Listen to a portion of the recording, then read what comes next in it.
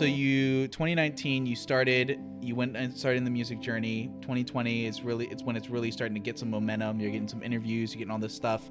But what it sounded like early on is you talked about your journey into, really when it comes to discovering God and discovering church and all this stuff. It sounds to me like mentors and people of influence in your life played a massive role in that.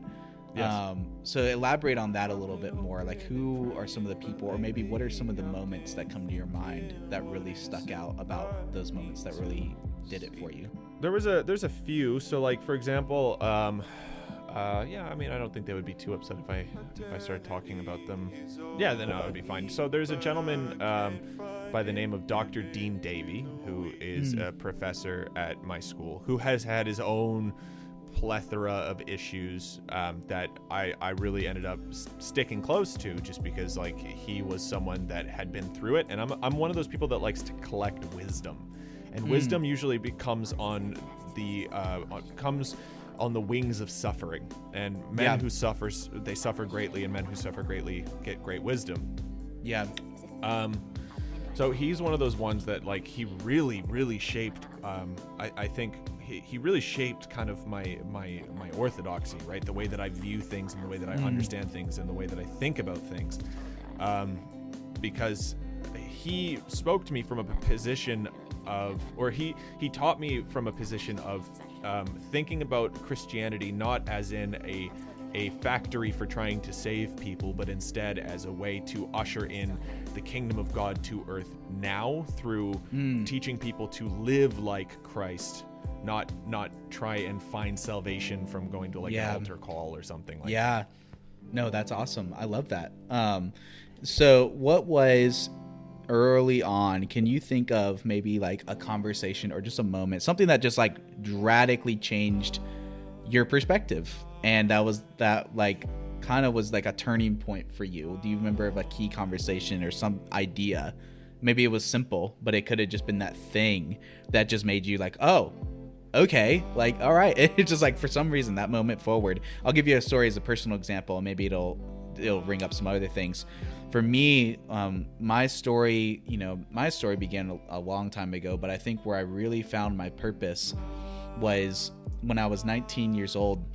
I had this moment where it was Easter. I was at Bible college. I went to Moody Bible Institute for 2 years and then dropped out because of finances. But yeah, so I was there, but it was Easter, and I remember I was sitting in this pew for chapel, and they had this big moment where they were saying, all right, guys, it's Easter. We're gonna take a moment. We're gonna pray and realize all that God's forgiven us for, and all of our sins, and then we're gonna ask God for forgiveness. Like, we just want to ask God just to blanket cover us in forgiveness, and then we're gonna praise God, and it's gonna be great because it's a big Easter service. You're gonna build it up and all this stuff. So people, they sit down, they're praying like, oh my God, Jesus, like, forgive me, like all this stuff, whatever.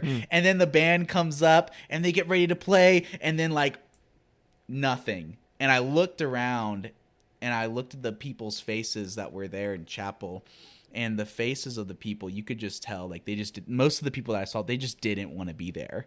They were like, I want to go back to bed, study for finals or whatever they were doing. Like, I want to do my thing. I just don't want to be here. And I remember in that moment, I was so burdened it was for not just that moment, but it was collectively things I had observed about the church, I had observed about people, I had observed about even my own life. All of it kind of came to this moment, and I just was putting my hands in my face, and I was just like praying, and I was just like so burdened, and I felt God kind of put this question in my heart. And I felt that question just like rise up, and I don't even know how to explain it other than I physically felt this question like rise up to my lips, and I just asked this question, which was, what does it mean to simply love Jesus? And in that moment, like, everything connected for me, everything I learned about the Bible, what it means to love God, what it means to be a Christian, all these things just connected in that moment. And it was like I had just discovered Jesus for the first time that day. I was like running around like, do you realize like how much Jesus loves you? It was like, people were like, yeah, we're at a Bible college. Like, it was like, for me, it was like this eye-opening moment that just changed everything for me. And so I think just like saying that, I guess my question is like, what was that moment for you? that just changed Okay. everything. I have seldom individual moments. So there's very few individual moments that I have. Generally, the way that I come to conclusions on things is over grand periods or large periods of time. Yeah. The thing that really, really drove home the issue that really has pushed me into the direction that I'm going into, the thing that really drove that home, the whole ethos of authenticity and being the best version of yourself that you can be, is seeing how the church and how Christianity in general deals with the issue of sexual immorality. So watching how people will bash their heads into walls over and over and over and do 3-point sermons and do all of these freedom sessions and all these things, but yet they still can't get rid of pornography in their lives. Yeah. They still can't get rid of this issue, like, lust or adultery or whatever it is. And for some reason, what the methodology that the church is using is not working. And it didn't work for me either. It didn't work for me. Like I tried. I went through like years and years, and it continued to kill me. Like it continued to just suffocate me as a person, specifically sexual immorality.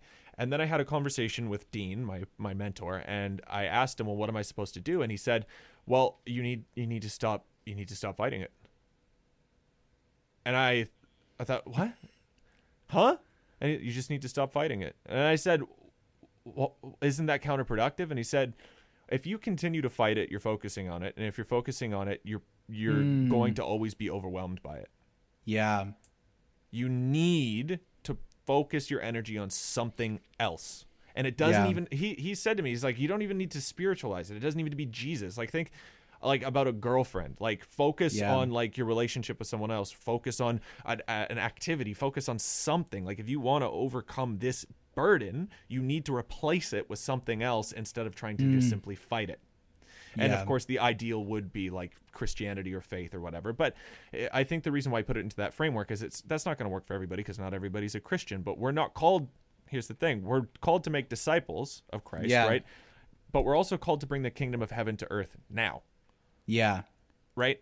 And to bring the kingdom of heaven to earth now, we have to be able to talk to atheists or non-theists or non-Christians and say, well, here's a rational reason as to why you should avoid this outside of just the biblical context. And I think that's what really drove it home for me. And I changed my entire way of dealing with it. So like if I fell into sin, I would ask for forgiveness. I would go and have a shower, and then I would just forget about it. And I would continue to work towards something better than myself. Yeah. And by doing that, I built up an area of my life, which then started to overtake the other area of my life. The other clincher, is I did end up changing my viewpoint on sex outside of marriage as well, which is the area that I'm a little unorthodox in. And a lot of Christians will probably hit me for saying, but I don't think that sex outside of marriage is inherently sinful. I just think that it's unwise. That's my position on it. Interesting. I'm willing to argue with literally anybody on this topic. And it's also not a position that I would ever hold from a pulpit if I was actually at a church. Because I understand there's personal position, and then there's also denominational positions. Yeah. Well, that's interesting, man. And going back before moving forward, going back a little bit, what your professor said, it reminds me of like what I wrote in like my book, for example, which hasn't been published yet. It'll be published soon. But in my book, I wrote about how you overcome your struggles. So the short version of my book is that I believe that everything in our life and in our world boils down to an issue of loving Jesus. And in the same way, every issue in our personal life and every issue in the world is overcome out of a desire to love Jesus more.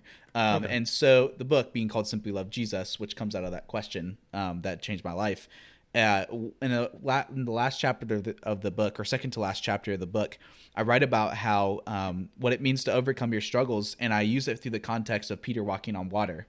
And I said, the moment that Peter was walking on water, how was he walking on water? He was walking on water when he kept his eyes on Jesus. And it specifically says when he took his eyes off of Jesus and saw the winds and the waves, he then began to sink. And the whole point that I was landing there is the fact that like when you're trying to overcome your struggle, you do it by walking towards Jesus. And when you fail is because you take your eyes off of him and you notice like they're in a massive sea. There is no way he doesn't know he's in the massive storm. So you're not ignoring the problem, but you're shifting your focus to what you're walking towards. And by walking towards him and keeping your eyes fixated on him, you're then giving up control. And that's what it comes down to is when I try to focus on my problems and fail, it's because I'm trying to control my problem. It's my problem. I'll fix it, right? We have all to have that inherently I'll fix it mentality. It's a me focused nature.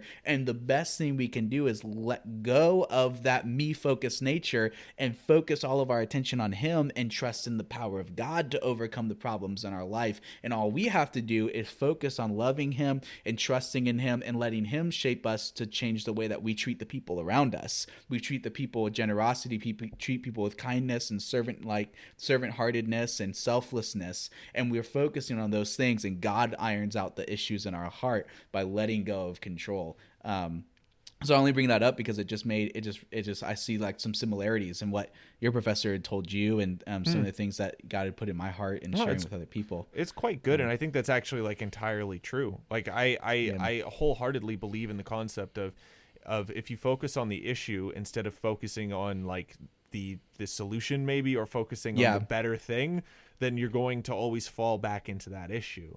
Yeah.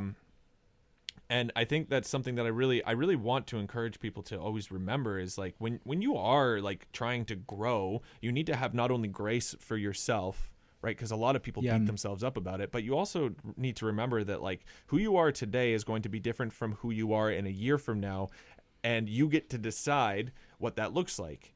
And that could either be net negative, or it could be a net positive. And the way that you come to that net positive or that net negative is based off of what you consume, what you look at, what you're a part of, what you pay attention to, how you behave, how you act, like how you curate yourself.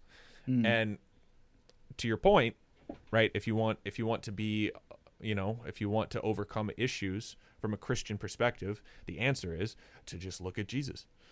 Yeah, absolutely.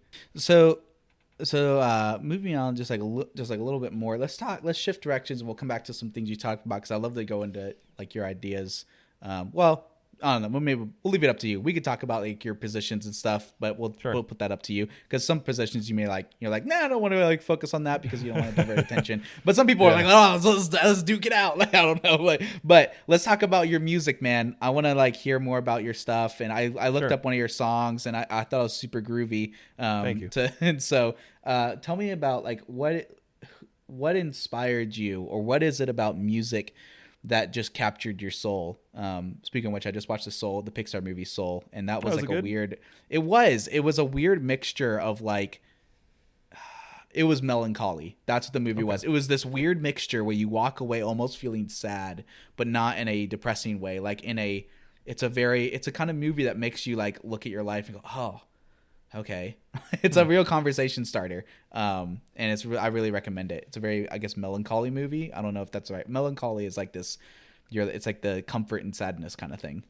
So I only know that because I like the Enneagram and I'm a 4. So they talk about that a lot. So, okay, cool.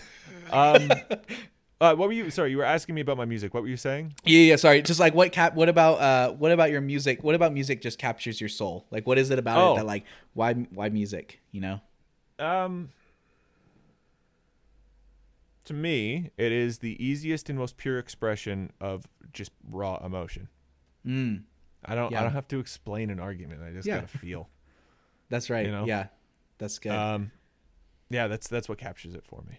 That's good, man. I love it, and it's simple too. So, what stylistically? I don't even know how do you camp yourself stylistically? Because I was trying to figure it out and I couldn't. So I can't either, honestly. I would probably put myself into the wheelhouse of maybe alternative pop.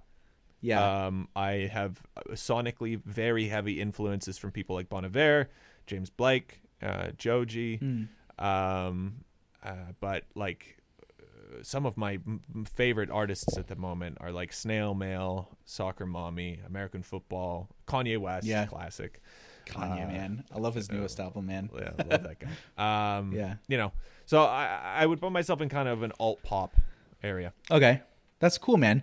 Have you, just speaking musicians, man, my favorite band right now is Penny and Sparrow. I don't know if you ever heard of them, but super. No. They're very inspired by Simon and Garfunkel. It's literally two guys and a cool. guitar, I like and that. very intimate acoustic. Kind of sit by a fire. If you want to have a good date night, man, with some wine, you bust out Penny and Sparrow. Penny and Bust Sparrow. open a bottle of wine and just throw open a fireplace, and it's the music to listen to. Cool. It's I'll good check stuff. them out. So yeah, and you actually, I say that because your face reminds me of the faces of like one of the singers. He's the singer in the band, and it's like he's got a very distinct killer mustache. Like he's just rocking it, and so Cool.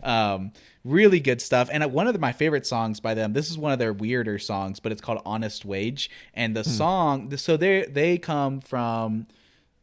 I don't know if I would call them Christians, but maybe they do call themselves Christians, but they come from a very unorthodox side of just Christianity, and I don't even know what they know they are, but they have a lot of influences in their life in that regard.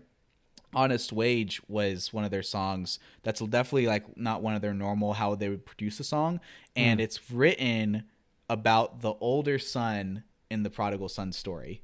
So it's the story, but from his perspective. It's really interesting. And anyways, but that's cool, man. I love. How long have you been making music now? Under Robin Sky since 2018, and Okay. then in various other formats for a long time. Yeah. So when did you start playing music? Was that like something you did from an early age, or? Yeah, I have family members who are musicians, and then I was enrolled in a very good contemporary arts program in a high school. Wow. With a few other like with a bunch of other students and stuff at a high school, right? So Yeah. and I kind of caught kind of the music love there, and then I did a little bit of studio time in like early 2015, but it didn't really pan out. Yeah. And I did the rap thing for a while, but that was kind of a meh. Yeah. So what's your I guess what's the instrument to your soul? If that's a good. Oh, what is the instrument that like I play that is my instrument? Yeah. What or is whatever? like? Yeah. Okay, so like classical, like the proper instrument is definitely my piano. Like I play piano. Yeah. In regards to like the thing though that really makes me go is actually my digital audio workspace. Like Nice. people don't think of it this way, but like Ableton is my instrument. Like I love just playing with Ableton. Like it's just a lot of fun for me. That's really cool. Yeah. That's awesome. So- I also play a lot of music. I wanted to be a musician when I was younger, but I play like guitar, piano, ukulele. I sing Nice. and harmonica, and I have a violin that I haven't played it yet. It was my grandma's, but I want to learn it at some point. But yeah, I love always. I will at some point. Whenever it's like one of those things. Once I figure everything else in life, then I can get to that. Or else I'm a person of hobby. Like I'm a hobby by nature. So I'm the kind of person that like if I get attached to something, I'm not gonna stop it until I become the master of it. So I just know that like I'm gonna wait to pick it up when I got the time to just sink all my time into it, or else I'll just get obsessed with it and not focus on productive things. And so, but anyways, man, I think that's really cool, man. And your music and how you express that, like obviously that's where you want to pursue. But what's like do you have like a theme in terms of the message behind your music, or do you think it's more of just stylistically what you're feeling, or It's just stylistically what I'm feeling. that's cool. Sometimes I have themes, but not anything that's overarching. And honestly, I don't like writing with an idea in mind. Yeah. Because I find that it often comes out as a little cringe sometimes. Yeah, well, and it's good because that music can take so many different forms. Music can be whatever you want it to be musically. You know, Yeah. You have people like NF, who's a rapper, and his theme does all of his music is just it's his therapy. Like he gets out all of his junk through his music, and the other people they just go with the flow. And Kanye West is in a world of his own, and so Whatever he he's wants to he's Kanye West. That's it, and Yeah. that's cool, man.